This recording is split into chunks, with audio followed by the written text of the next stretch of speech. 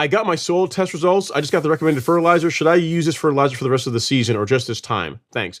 Good Yeah, so it question. depends. It's a good question. It depends.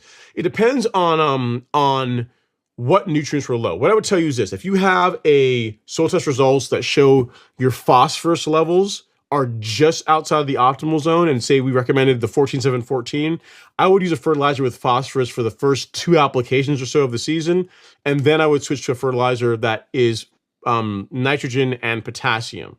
So if you get your soil test results and you have adequate phosphorus levels, then yes, I would use what's recommended all season long. So in that case, it's probably going to be Humic Max 1608. So I can show you here really quick. Under lawn fertilizer. So if you have adequate phosphorus levels, you're likely going to get recommended this. And yes, you could run this all season long. This is what I use on my lawn throughout, like starting next month in April all the way through till into October.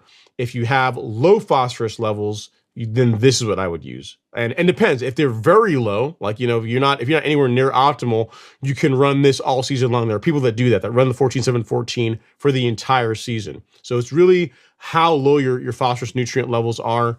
That's will determine what you run for most of the season. What you could do is this, right? If you're on the bubble, you could run 14-7-14 if you need more phosphorus for a few months, and then do another soil test come like June timeframe. And you can see measure your nutrient levels are and make an adjustment then. So the only true way to know, Mr. Phillips, is by getting the soil test data. But for most people, I say if you're just on the bubble, couple applications of fertilizer with phosphorus in it, and then you can switch to a low or non-phos fertilizer, and that will put you in a good spot.